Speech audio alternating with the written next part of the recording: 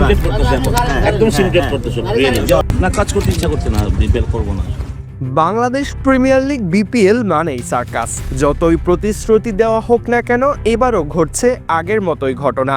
এবার নতুন ফ্র্যাঞ্চাইজি দল নোয়াখালী এক্সপ্রেসের প্রধান কোচ খালেদ মাহমুদ সুজন এবং তালহা জুবায়ের প্র্যাকটিস গ্রাউন্ড থেকে বেরিয়ে গেলেন রাগ করে।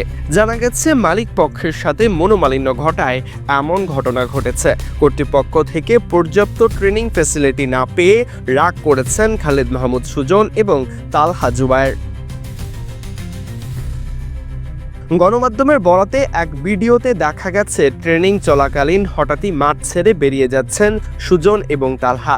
এ সময় নোয়াখালী ম্যানেজমেন্টের কিছু লোক তাদেরকে ধস্তাধস্তি করার চেষ্টা করলে শেষ পর্যন্ত সিএনজি করেই মাঠ ছাড়তে হয় তাদেরকে।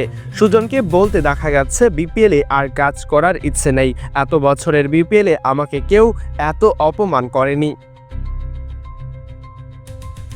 টুর্নামেন্টে দল পাওয়ার পর সবচেয়ে বেশি চমক দিয়েছিল নোয়াখালী এক্সপ্রেস। টিম সিলেকশন থেকে শুরু করে ব্র্যান্ড অ্যাম্বাসিডার সব জায়গায় নিখুঁত ছিল নোয়াখালী। তবে এবার এই দলটিও বিপিএলকে কলঙ্কিত করছে। শোনা গেছে খেলোয়াড়দের প্র্যাকটিসের জন্য মাত্র 3টি বল সরবরাহ করেছিল নোয়াখালী এক্সপ্রেস কর্তৃপক্ষ, যা এক প্রকার অবিশ্বাস্য কাণ্ড। নতুন ফ্র্যাঞ্চাইজিদের অভিজ্ঞতায় ঘাটতি থাকাটা স্বাভাবিক, তবে এমন লাগাম ছাড়া কাণ্ড কোনোভাবেই গ্রহণযোগ্য নয়।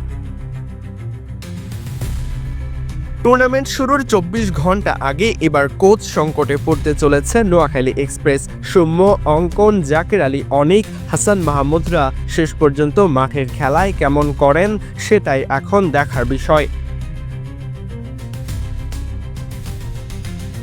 সরাজয়ন, ডি স্পোর্টস।